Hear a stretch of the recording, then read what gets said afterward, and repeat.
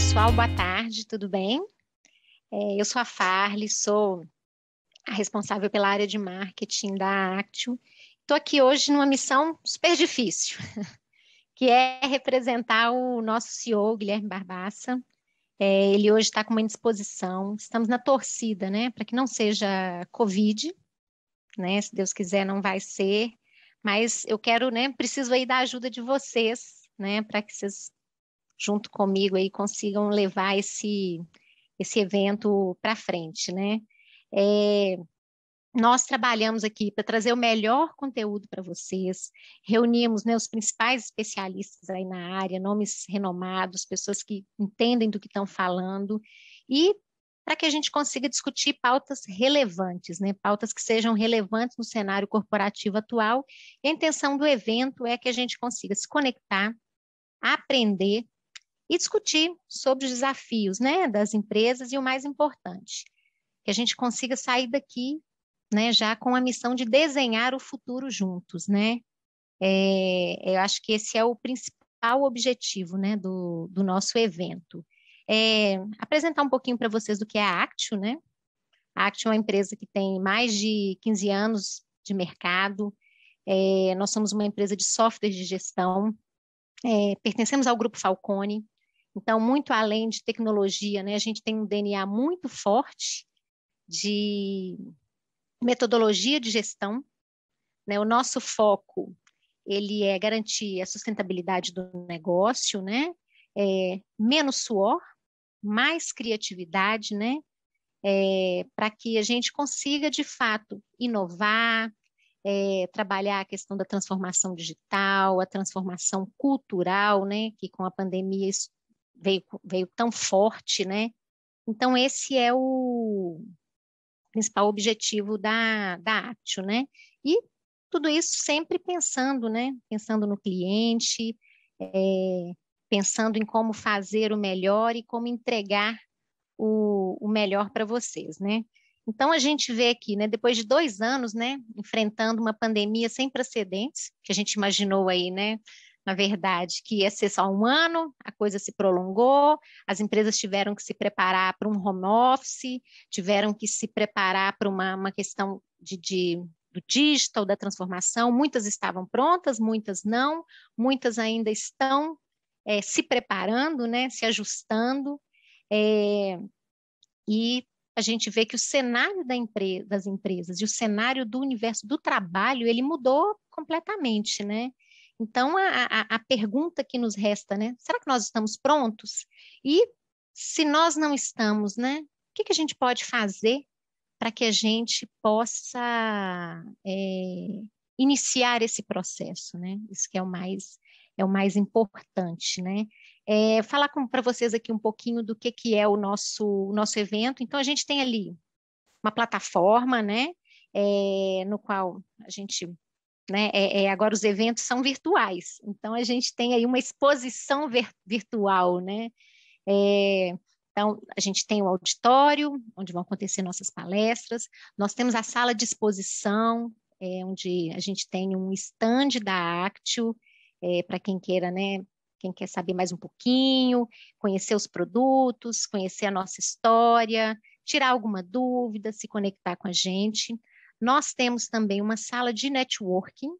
Essa sala de networking ela é muito legal, porque a gente pode discutir sobre os temas de relevância, sobre as palestras, conhecer, né? Então, olha, eu quero conhecer a pessoa de uma outra empresa, eu quero me conectar com o André Braz, eu quero me conectar com o Breno Barros, como que eu faço, né? Então, a gente tem essa sala de networking que, inclusive, vai estar disponível para vocês pós-evento. Tá? Então, a gente vai ficar aí mais um tempinho batendo papo, porque muitas vezes, né, eu não quero perder a palestra, eu quero acompanhar tudo, não quero perder de vista nada. Então, pós-evento, a gente se reúne ali na sala de networking e vamos bater um papo sobre tudo que foi dito, vamos, né, trocar figurinha, trocar telefone, trocar contato, aproveitar esse evento, aproveitar esse momento, tá? Para que a gente possa fazer isso. Além disso, né, durante as nossas apresentações, o chat vai estar aberto, vocês podem fazer perguntas, vocês podem interagir com a gente. Para quem vai fazer perguntas, eu peço para que vocês façam no QIA. Fica mais fácil para a gente aqui conseguir separar, tá? E perguntar e desdobrar isso para os palestrantes. O outro chat, a gente vai batendo um papo, vai conversando com, né, com os participantes e vamos, né, fazendo essa interação, que é fundamental. O primeiro tema do nosso painel, né, acho que ele tem tudo a ver com tudo isso que eu disse, né? O primeiro tema é tecnologia e transformação digital, como tudo se conecta, né? Pós esse tema, a gente vai falar um pouquinho do desafio da liderança no processo de transformação cultural, que é um tema puxando o outro, e ESG, né? Da teoria à prática. Será que a gente está pronto? Está todo mundo falando de ESG, mas e a gente? Está pronto? Então, para o nosso primeiro painel, eu quero agradecer muito ao André, ao Breno, né, por terem aceito o convite para estar aqui com a gente. Vou apresentar os dois aqui, tem uma bio extensa, todos dois, mas vou apresentar um pouquinho, né, do que eles são. O André Braz é executivo da VLI, tá? Ele atua na área de transformação de negócios, é um entusiasta nessa parte de tecnologia, evolução contínua de serviços inovadores para o cliente, executivo das áreas de TI, de inovação, jornadas de transformação, atuou também na área de suprimentos e sempre em grandes empresas, né? Sempre em grandes empresas aí do nosso cenário.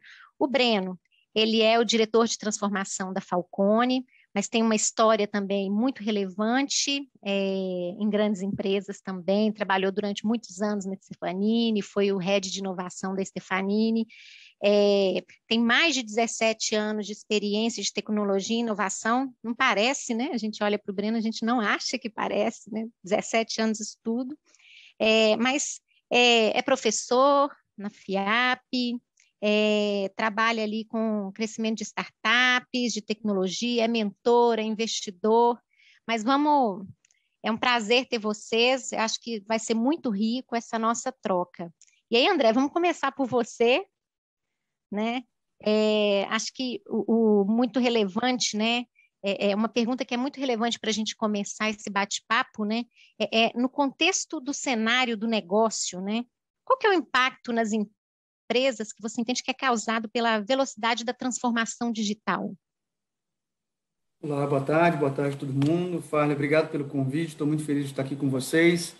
Vamos procurar, nesse tempinho que a gente tem de conversa, falar um pouco sobre qual é o grande impacto na vida das pessoas, né, da sociedade, mas também dos negócios que impacta em toda a cadeia de valor do que a gente está hoje estruturando enquanto pandemia, né? Ou seja, nós tivemos que nos reinventar e muitas das empresas se deparou pela primeira vez com um cenário completamente diferente do ponto de vista de digitalização. Então, acho que o impacto é muito grande, né? Mas para falar de transformação digital, eu acho que é importante a gente dar um passo um pouco atrás, olhar para o nosso histórico, para a nossa história, e a gente observar de onde toda a revolução começou, né? Essa revolução certamente começou com um grande impacto na sociedade na Revolução Industrial. Então, por volta de 1760, quando a gente teve o primeiro grande impacto. E ali a gente começou uma forma diferente de produzir dentro do modelo de negócio da sociedade, né? Com um impacto muito grande na forma de fazer, e a produção mecanizada trouxe, naquela ocasião, um grande modus operandi diferente de fazer as coisas. Esse foi o grande impacto na sociedade. Passando 100 anos depois, a gente teve o advento da energia, e com a energia a gente conseguiu automatizar os processos mecanizados, passando para a eletroeletrônica. Esses processos mudaram mais fortemente ainda o nosso meio de produzir e o impacto desse modo de produção também na sociedade. Esse foi um marco muito importante. E por volta dos anos 80, 2000, a gente teve a disseminação da microinformática, com o advento dos semicondutores, levando os computadores para as nossas casas, que, conectados à internet, trouxe toda essa revolução que a gente está vivendo, e isso marca a terceira revolução industrial e traz a gente para um cenário atual, né, de lá para cá, em que 60% da população mundial está conectada à internet. Isso trouxe um mundo que a gente hoje chama de VUCA, né, de alta instabilidade, volatilidade, complexidade, ambiguidade de se fazer as coisas, porque a troca de informações supera as barreiras dos limites da sociedade, além do país. Então, a comunicação entre países e produtos e serviços, elas estão muito associadas a um grande ecossistema que a gente passa a estar envolvido. Então, a forma de se fazer, ela não é mais regional, ela não é mais nacional, ela é mundial. E essa troca entre as sociedades, é um choque cultural muito grande, muda totalmente a forma, né, de fazer negócio. Então, a partir do momento que a gente traz o mundo para dentro do smartphone, conectado à internet, novos produtos e serviços são lançados. E, com isso, há uma mudança geral na forma de se relacionar com o mercado, né? Então, a partir dali, começa, então, na minha visão, a primeira revolução digital.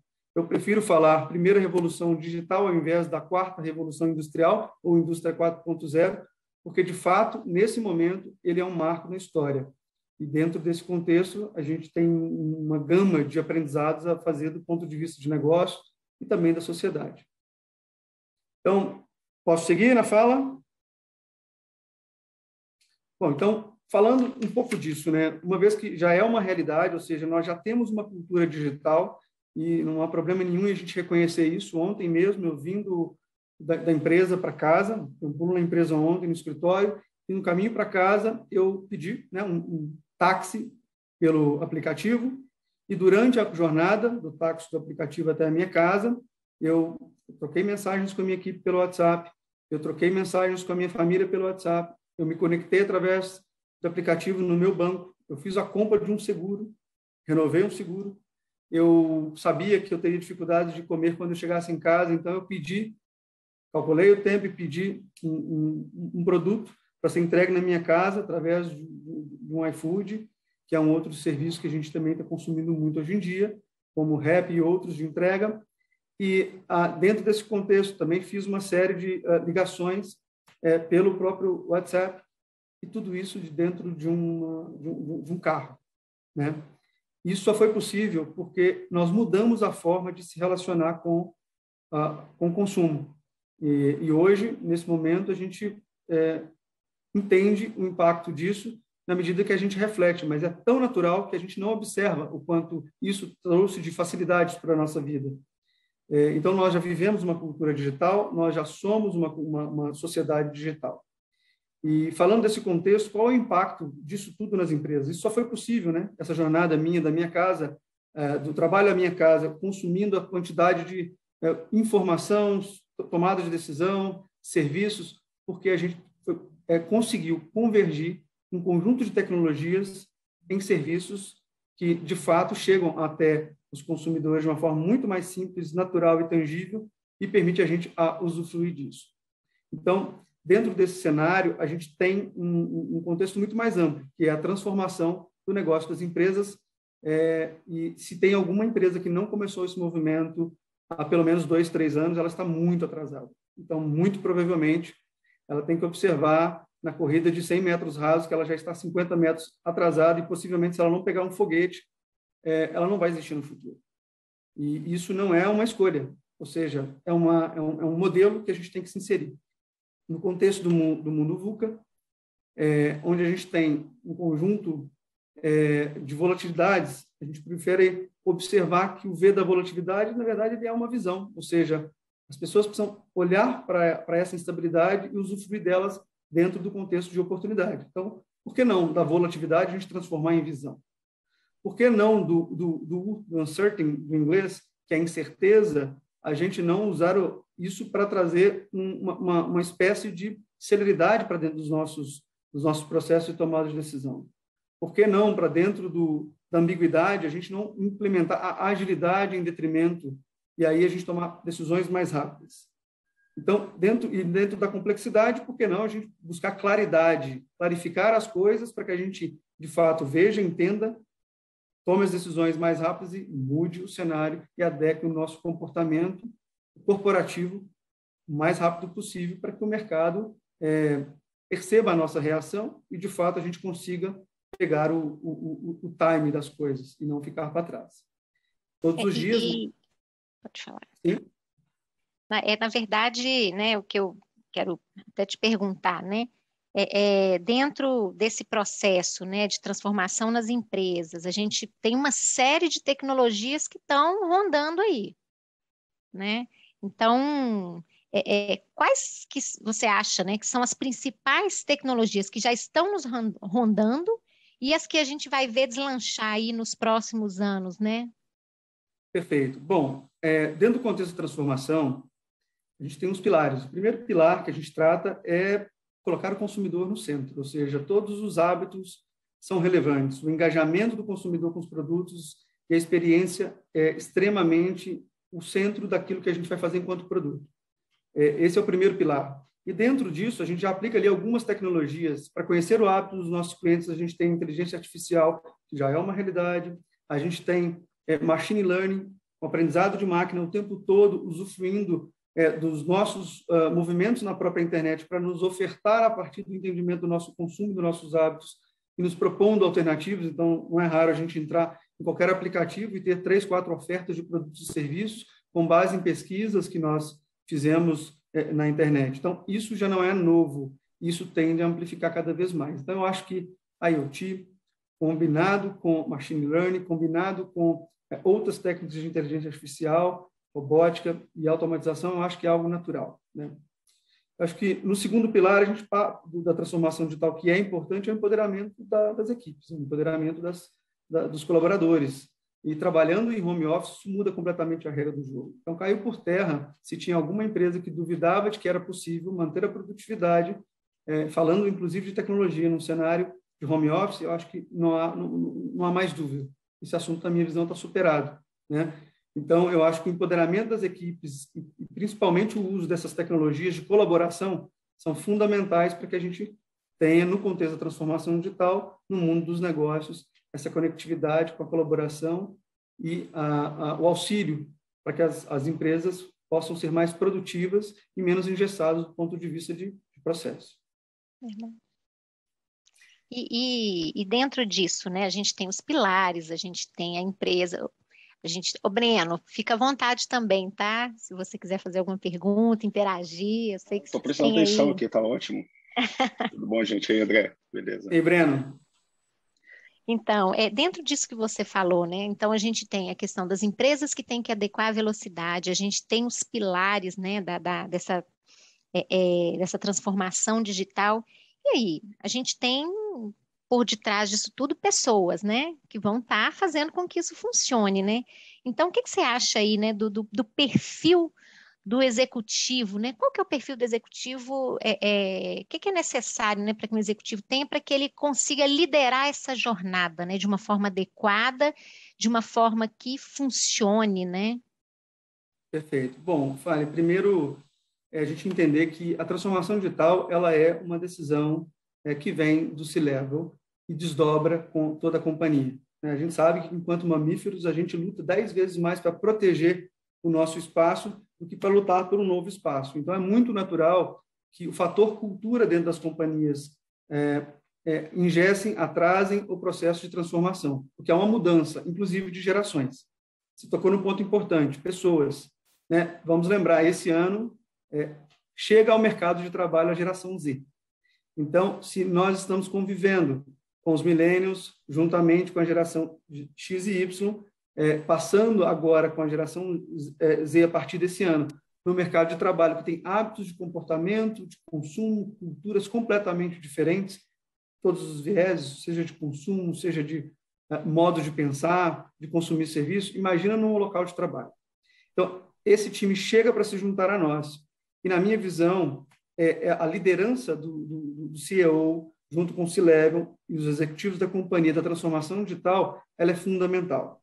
A partir disso, né, a gente precisa criar um ambiente para que os times trabalhem dentro do conceito de transformação. O primeiro deles é a gente avaliar que as iniciativas, os projetos de investimento, inclusive, não são mais pautados somente pelo ROI, né, pelo retorno sobre o investimento.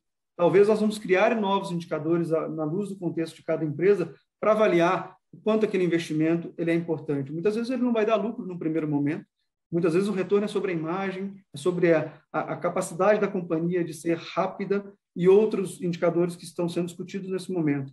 mas apenas avaliar o retorno sobre o investimento de curto prazo, com base em KPIs, que é um modelo industrial tradicional, na minha visão, ele não se comunica com o que a gente está falando nesse momento de agilidade. O mundo pede por agilidade.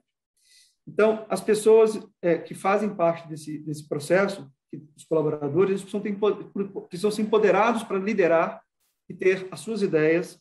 E, dentro disso, o segundo fator seria poder errar, né?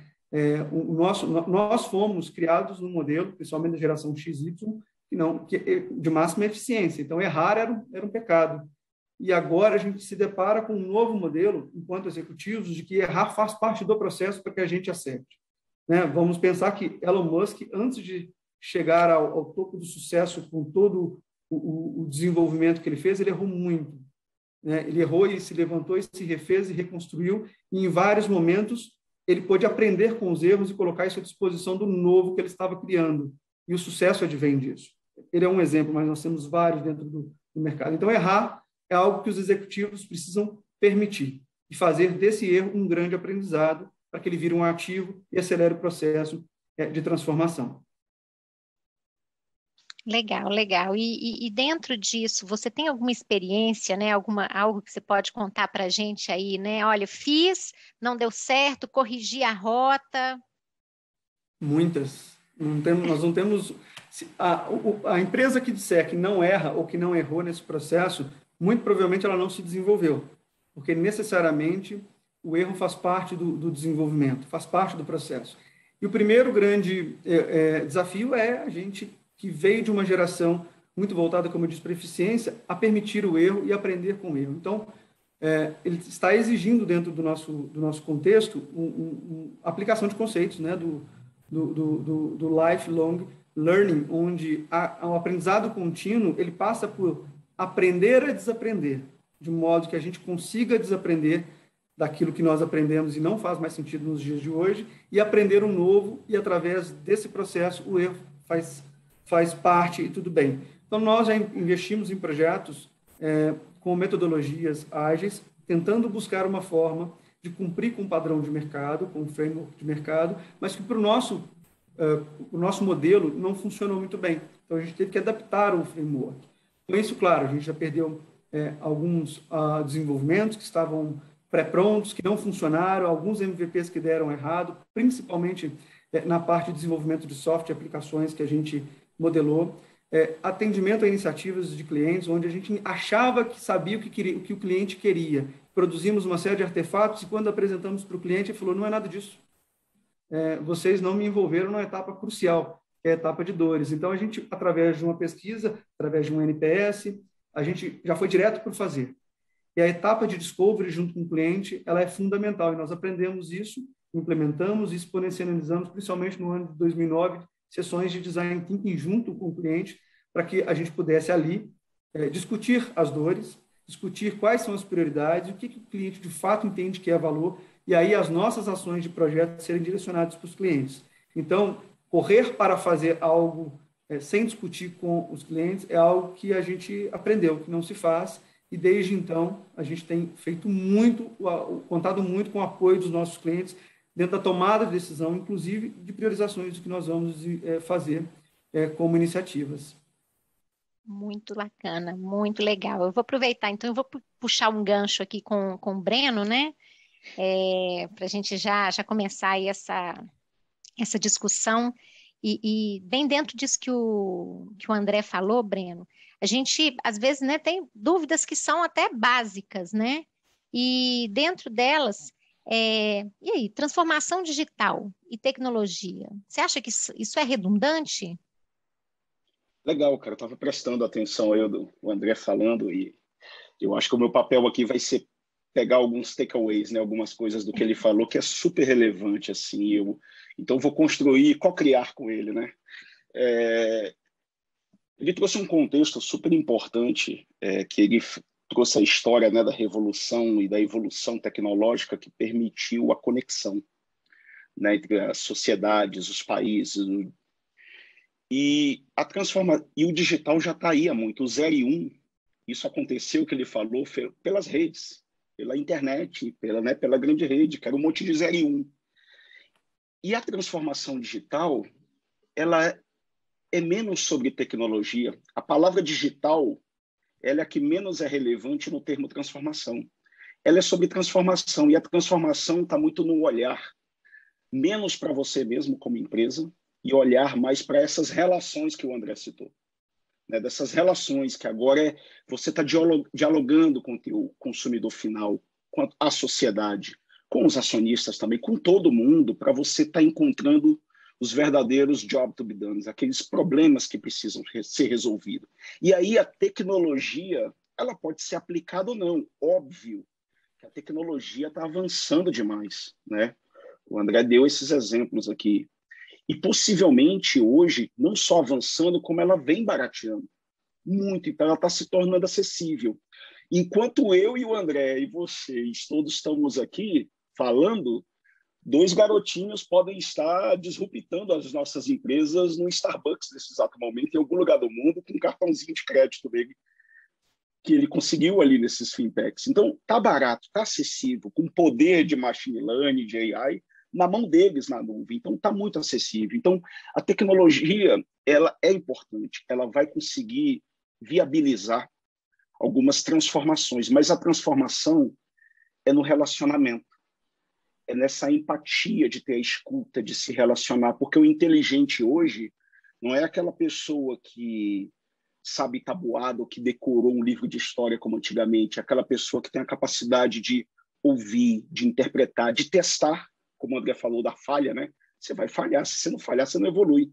Então você tem que estar ouvindo, descobrindo problemas, tateando isso e buscando resolver. E a tecnologia é isso. E aí, para dar um exemplo, por exemplo, tem vários, né? Para tentar simbolizar isso. Provavelmente aqui, muitos ou todos já ouviram falar da Best Buy, ou conheceram a Best Buy nos Estados Unidos, né? Se tiver a oportunidade de viajar para lá, grande loja de eletrônicos e tal. E alguns anos atrás ela quase foi à falência, porque ela percebeu que as compras, ela já não estava vendendo tanto nas lojas. Só que ela fez um negócio muito interessante. Ela se transformou sem nenhuma tecnologia praticamente. O que ela fez? Ela percebeu que as pessoas não estavam comprando, mas estavam indo na loja dela, usando o Wi-Fi dela e fazendo a compra onde? Na Amazon. Ou seja, ela observou, ela entendeu, ela questionou, ela usou os dados a favor para entender um problema e ela falou assim, mas espera aí, se as pessoas estão vindo aqui, eu tenho um problema. Não estão comprando aqui, eu tenho um problema. Mas se elas estão vindo aqui, a Amazon tem um problema. Eu tenho algo que a Amazon não tem, que é um showroom. Pelo menos para algumas coisas, as pessoas precisam vir aqui e pegar. É relacionamento, ela precisa falar com alguém, ela precisa pegar na televisão, no computador, no celular. O que ela fez? Poxa, eu estou tendo um gasto enorme com estoque nas lojas no país todo, não estou vendendo, ok, porque o pessoal está vindo aqui, olhando e comprando na Amazon. Então, eu vou transformar a minha... Mas eu tenho uma vantagem, eu tenho uma plataforma de showroom que a Amazon não tem já no país todo. Então, ela ligou para a Microsoft, ligou para a Apple, ligou para a Samsung, ligou para todo mundo e falou, ó, não vou mais comprar nada de vocês, mas eu quero expor os produtos de vocês premiums aqui. E eu vou vender meus espaços para vocês expor ali as microlojas ali dentro da grande loja. E fez o quê? Uma parceria com a Amazon. Para a Amazon entregar os produtos. Que o pessoal ia lá no showroom e comprava. Então, ela transformou a loja física numa plataforma física. Com microlojas expondo seus produtos. O cara ia lá, comprava diretamente no aplicativozinho da Best Buy em parceria com a Amazon e a Amazon entregava até no mesmo dia lá nos Estados Unidos. Então, a tecnologia ela vai viabilizar, tem uma API de integração com a Amazon, tem dados, tem uma série de coisas. Mas a transformação digital, simplesmente a transformação, ela é de empatia, de relacionamento e resolver problemas. Tecnologias vai ter um monte, mas essa é a grande mensagem assim, que o André quis passar, eu super concordo com ele, e desmistifica muito, né? Esqueça o digital e olha a transformação, olha os relacionamentos. Concorda, André? Então, sim, perfeito, Breno. Eu diria para concluir, a fala, transformação digital é como nós vamos usar o arcabouço de tecnologias, simplificação de processos para adequar o nosso negócio às tendências dessa nova sociedade que está por aí, está por vir. Ou seja, está em constante mudança e cada vez mais rápido. Então, a nossa capacidade de mudança, de se adaptar para para essa nova sociedade, através de novos serviços, entender as demandas e preencher, seja com tecnologia ou simplificações, eu acho que é o grande mote da transformação. A transformação digital não é sobre um app. A transformação digital é sobre um mindset de simplificação através do uso de tecnologias que a gente pode constantemente mudar e se adaptar às novas tendências. Perfeito. E complementando aqui, né? O tempo é curto demais para eu e o André ficar falando aqui com vocês, gente. Faz outro evento aí. Mas nós vamos marcar só com vocês dois. Melhor. Mas olha, chegou uma pergunta aqui que eu acho super interessante, né? Para estimular para que perguntem mais, assim, né? Como estimular os colaboradores, né? Com esse perfil, entre aspas, analógico na busca pela transformação digital da corporação. O lance do colaborador, ele é super importante, porque a gente fala muito, né? Do cliente final, né, de resolver os problemas do cliente, isso é super importante. Agora, não só o cliente, a sociedade como um todo, né, todos os stakeholders, mas só há transformação, gente, na companhia se os colaboradores mudarem, né? E eu concordo muito com o André, tem que partir da liderança. A liderança tem que ter esse conhecimento de estimular as equipes, o André comentou sobre isso, mas a gente tem que valorizar mesmo, incentivar, para que os colaboradores mudem, porque isso vai ser uma transformação completa. Não adianta eu criar um produto animal fantástico que está resolvendo o problema do cliente, se depois o cliente, a sociedade entra no Glassdoor e, cara, os teus colaboradores não estão felizes aqui. E colaborador feliz é cliente ainda mais feliz.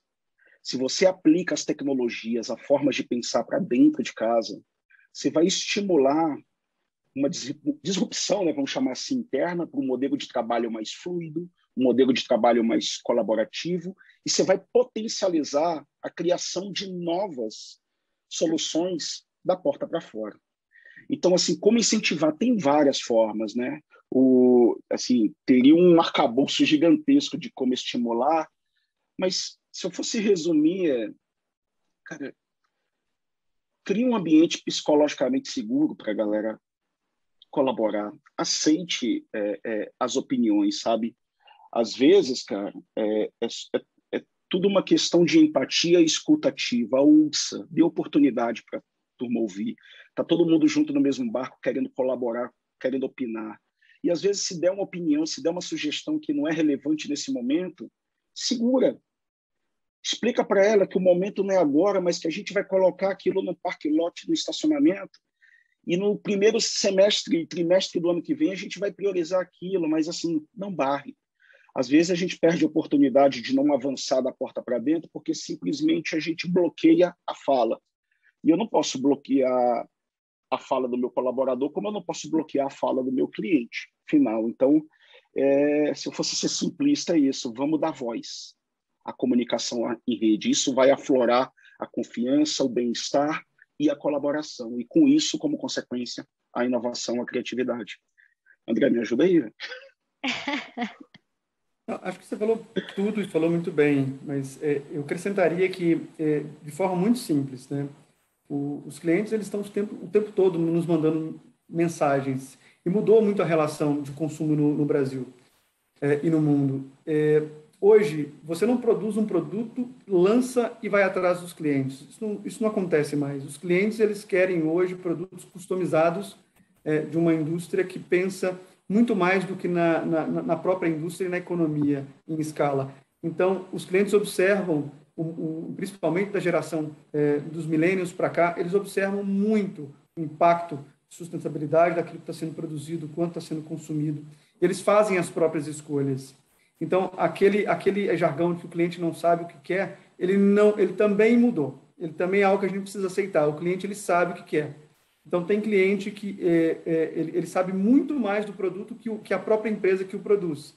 Porém, ele tem, além de consumir, ele tem plataformas que ele fala bem, ele fala mal sobre o produto. Ele produz conteúdo. Ele não recebe apenas broadcast como na década de 80, 90, 2000, em que as empresas anunciavam em sites ou em televisão e rádio, e eles recebiam um broadcast de produtos. Não, hoje em dia os clientes, além de receber o broadcast, eles devolvem com avaliação do consumo e fazem críticas em rede nacional, e todos nós conhecemos vários sites de reclamação nesse sentido. Então, a própria mudança de se fazer produtos, ela é fundamental para que você conquiste, retenha e engaje o seu cliente. Porque se você o engajar, você vai ter um parceiro falando bem nas próprias plataformas e redes sociais. E esse engajamento, ele parte muito da imagem da companhia, que também passa pela forma como ela faz a gestão dos colaboradores, gestão dos produtos e a gestão de pessoas que estão inseridas nesse contexto. Então, é importante lembrar, os clientes estão nos observando 24 horas por dia e opinando sobre os nossos produtos em tempo real, produzindo conteúdos. Então, isso é fundamental e muda a relação de poder, muda a relação de força. Por isso que é importante a gente ter a mentalidade de que o cliente no centro é o único caminho para o futuro, porque a gente vai customizar cada vez mais para esse novo público. O digital, ele trouxe uma relação de diálogo, né? Então, antes eu produzia, eu fazia publicidade, eu definia o que o cliente, né? Eu defino o que o cliente quer. Hoje não, né? Hoje, nessa relação de diálogo, ele me diz o que ele quer. E aí, pegando, né, esse gancho, gente, só aproveitar aqui, a gente tem visto também, né, com essa questão da transformação digital, os grandes, eles conseguiam chegar nos clientes. Isso não acontecia com os pequenos, porque eles não tinham logística, não tinha como fazer publicidade, não tinha como chegar, não tinha como falar do produto deles, né? E a gente vê agora um crescimento, né, desse pequeno empreendedor, e um estímulo mesmo, né, com o digital de eu vou comprar dessa lojinha que está aqui no Instagram, eu vou comprar daqui. Isso veio muito à tona também. Então, o pequeno, ele também teve a oportunidade de chegar no consumidor, né? E aí, o que vocês acham, né? O que vai virar isso aí, né? Novamente, dentro desse contexto, a pandemia acelerou muito esse processo, porque a forma com que o pequeno empreendedor pôde utilizar as plataformas para poder vender o seu produto nesse período fez com que o mercado de logística last mile, que a gente chama, mudasse totalmente a forma de agir. Então, as grandes empresas de logística fizeram, juntamente com Amazon, Mercado Livre e outros, investimentos e mudança na forma de atender a última milha, que é do centro de distribuição, da loja que funciona como um hub, ou da casa do pequeno produtor até o cliente, de modo que a gente conseguisse entregar no mesmo dia, o que era algo que já se esperava antes da pandemia, mas foi acelerado durante a pandemia. Então, durante a pandemia, a gente pôde observar o quanto evoluiu os serviços de entrega, né, entrega rápida. Vários produtos eu comprei e recebi no mesmo dia, ou no mais tardar no dia seguinte, e a gente não tem mais, né, time to market, a gente não tem mais tempo para esperar 7 minutos na fila do aplicativo do Uber. A gente quer que ele chegue em 2. E quando a mensagem vem com 6 minutos, a gente cancela e pede um outro. Porque a nossa ansiedade pela agilidade dentro do consumo, ela chegou num patamar, de fato, que a tecnologia permite. Então, esse pequeno produtor chegando às plataformas de venda e juntamente com o próprio conjunto de serviços que as plataformas permitem, que é o próprio anúncio, a divulgação, o marketing digital já embutido, trouxe a ele uma visibilidade nacional para a venda dos seus produtos muito maior do que ele tinha antes, que era, né, um mercado muito regional. A mudança foi realmente total. E, para complementar, né, eu acho que a tendência de crescimento é maior por essas fundações que foram criadas aí, e porque o pequeno ele está, de novo, olhando problemas específicos a serem resolvidos, né? Enquanto os grandes ainda têm um desafio de tentar resolver ao mesmo tempo diversos problemas e não dar foco. Um grande banco não vai ser um único banco para 240 milhões de brasileiros. Cada um de nós aqui temos uma preferência. Então, é por isso que tem tantas fintechs e outros modelos sendo criados ali que vão ser potencializados pelo Open Finance, por exemplo, porque cada um ou cada subgrupo vão ter experiência, e não dá nenhuma grande empresa, nenhuma empresa vai conseguir criar uma experiência única para 240 milhões, 250 milhões de pessoas ao mesmo tempo. Somos diferentes. Esse é um ponto, né? O segundo ponto é que é irreversível isso, porque criou uma fundação, como o André falou, né, dessa aceleração pela pandemia de priorização, de conglomeração, investimentos que nessa infraestrutura básica, que agora virou o jogo por completo. Antes era Davi contra Golias, agora é Golias contra Davi. Na prática é essa. Mas o grande ponto é as pequenas empresas ou startups estão resolvendo e estão olhando clusters. Eu ainda acredito hoje que para buscar, óbvio, tem prioridades, tem portes de emprego, cada um vai ter que estabelecer qual é o problema que quer resolver para si, né? Mas assim, eu ainda acredito muito no poder hoje do nicho, da customização, do resolver de fato pequenos problemas, e os problemas são às vezes são pequenos do escopo que você está olhando, mas eles são complexos, eles não são fáceis de resolver, porque se fossem fáceis já não eram problemas hoje. Então, aí que é o olhar pelas tecnologias, que muitas vão começar a dar as caras agora, que foram faladas alguns anos atrás, como o próprio blockchain, né? Eu acho que ele começa agora a potencializar coisas além da criptomoeda, aquelas coisas todas que logística, agora potencializar, porque ela também evoluiu bastante em sua performance e em suas aplicabilidades. Então, o que aconteceu ali, né? A gente tem que olhar o consumidor, tem que olhar o mercado, tem que olhar o problema, e é papel das empresas que puxam a tecnologia buscar conduzir aplicabilidades e não tentar empurrar uma tecnologia, porque às vezes ela não, cara, não pode, eu tenho que ir buscando business case. Esse é o papel das empresas de tecnologia, produzir várias, mas ajudar o consumidor, as outras empresas, a aplicar uma composição de tecnologias. Olha, chegou uma pergunta muito boa aqui nesse sentido, mas eu também vou aproveitar, gente, quem quiser aumentar aí a conexão e quiser abrir câmera e microfone para fazer pergunta, é só se manifestar que a gente abre para vocês, viu? Mas chegou aqui, olha, como criar produtos digitais disruptivos, dada a quantidade e a velocidade de criação dos concorrentes? Associações e parcerias seriam uma saída? Acho que está aí, né, dentro do que a gente está falando agora, né? Eu acho que o jogo agora ele é diferente, né? É um jogo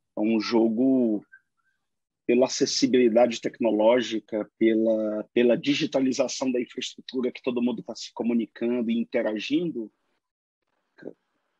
O jogo agora eu não consigo saber quem são meus concorrentes, quem são meus competidores. A todo momento eles vão mudar, né? Eu preciso simplesmente tentar me manter jogando e resolvendo problemas com muita empatia e relacionamento. Essa é a minha perspectiva, gerando valor, criando a narrativa correta, né? Gerando valor não só para aquele problema, mas para a sociedade como toda. Essa narrativa ela é importante, principalmente hoje em dia. E aí a velocidade. A velocidade, eu tive acesso a um número que são criados mais de 500 milhões de startups por ano no mundo. Eu tive acesso a essa informação. Mais de 99% delas morrem em 2 anos. Então, não se preocupe com a quantidade. Se preocupe com o job to be done que você tem que resolver. Verifique, aprenda, teste, dialogue com o seu cliente de diversas maneiras. Não é só fazer NPS para saber se ele indica. É voice of customer, conversa com ele, entende se você está resolvendo a dor. Porque dor resolvida, cara, é fidelidade. Venha deixar ele feliz. Então, olha, dá para olhar concorrente? Dá, cara, para ter um benchmark, saber o que você pode fazer diferente, uma ideia que está ali, mas olhe para o problema. Se apaixone pelo problema, não pela tecnologia, pela solução ou pelos concorrentes que aí estão. E parcerias, associações, às vezes é o exemplo da Best Buy. Às vezes uma associação e parceria com quem era teu concorrente que ia te matar, Best Buy com a Amazon, pode mudar o jogo. Mas se você está tentando resolver o quê? Um problema para o consumidor que precisava de um showroom e para a Amazon que não tinha um showroom. Então, olha, foi o problema que foi resolvido. Nossa, gente, eu tô assim, vibrando, né, com as falas de vocês. Tô super chateada porque tá quase acabando o tempo, mas acho que cabe aqui a gente responder uma última pergunta, né? Estamos às vésperas da entrada do 5G no Brasil. Quais as perspectivas que vocês identificam em relação ao mercado de consumo? O que deve mudar com essa nova tecnologia, né? Bom, Aí, André, vai mudar tudo. Vai mudar tudo. E é uma grande oportunidade, na minha visão, mundial, da gente resolver vários problemas da nossa sociedade, né? Então, a gente tem uma limitação, embora tenhamos evoluído muito nos últimos 20 anos, desde as privatizações, com a expansão das redes de telecomunicações, né, de dados e voz, a gente ainda tem um conjunto muito importante e significativo de regiões que não têm acesso à conectividade. E isso é base para que você estenda não só negócios, né, venda produtos, isso chega a ser irrelevante, mas serviços e políticas públicas que se conectam com um conceito novo, um conceito relativamente novo, chamado a Sociedade 5.0, né, que iniciou no Japão em 2015 e tem se espalhado pelo mundo. É importante esse conceito porque ele coloca, de fato, o ser humano no centro e utiliza-se das tecnologias. Tudo que a gente tem está em desenvolvimento nesse momento, em inteligência artificial, Big Data, processamento em cloud, alta capacidade de processamento de informação, atrelado à robotização, automatização, para que a gente consiga colocar essas tecnologias a serviço da sociedade, a serviço do homem, resolver problemas de mobilidade, saúde, longevidade. Nós estamos ficando com uma sociedade cada vez mais velha, cada vez necessitará mais de bem-estar, e todas essas preocupações que são problemas da nossa sociedade, esse conceito da Sociedade 5.0, ele visa a ser um marco para a gente começar a resolver enquanto mundo, não é enquanto apenas Brasil. E problemas de mobilidade, problemas de infraestrutura, problemas de educação, nós temos das disparidades, tudo isso leva em consideração que eu tenha conectividade, porque é fundamental que eu tenha excelentes taxas de transmissão de dados para que eu consiga chegar a um país continental como o nosso. E aí a gente possa aplicar as políticas, bem como o mercado usufruir desse benefício e a gente chegar a produtos e serviços de qualidade, produtos mais baratos, a regiões que a gente não tem a oportunidade de levar atualmente.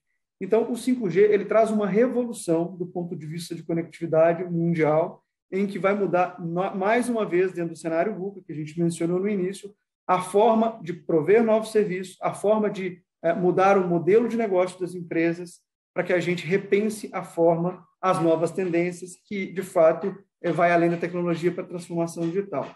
Então, a gente está com muita fé, quem é da área de tecnologia acompanha, que o governo logo solte o leilão para que a gente tenha o arremate.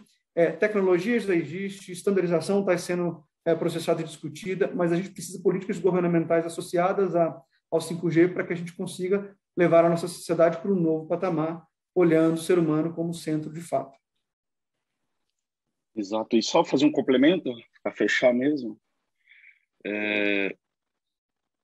o que, além de tudo que colocou assim, a gente passa com esse volume de dados que vão ser gerados ainda mais, com todas essas questões que o André colocou de infraestrutura, essa resolução vai potencializar dados.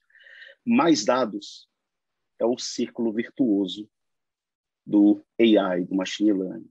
Então, quanto mais dados for processado, eu não vou conseguir ter o potencial só de resolver problemas agora. Eu vou conseguir, de fato, olhar mais para o futuro, definir comportamentos. Então, quando muda tudo, muda num nível que a gente, às vezes, fica tão ansioso, como o André falou, porque cria uma infraestrutura que vai fazer chegar mais dados. Só que isso vai levar a gente para outro patamar, quando ele falou assim, eu vou ter tanto dado, tanto poder computacional, que eu vou conseguir identificar, de fato, padrões. Quanto mais dados, mais predição, prescrição melhorada. E com isso pode mudar todo o jogo. Então, a tecnologia de dados, AI, machine learning, deep learning, etc., vai mudar todo o jogo. E o blockchain entra aí como, por exemplo, eu preciso ter confidencialidade, porque tem muito dado. Dado irreal, inconfiável, é machine learning que está gerando insights irreais, inconfiáveis, violáveis. Então, vai mudar muita coisa, sabe, para potencializar para o futuro. Então, acabou, falei, pô, você tem que puxar o vida, mas gente. Assim, que dupla que vocês formaram, gente. Nossa, sensacional. Ficaria aqui a tarde inteira ouvindo. Nossa, vocês deram um show. Acho que vale a pena a gente remarcar esse bate-papo. Parece que vocês se conhecem há anos, né? Prazer conhecê-lo.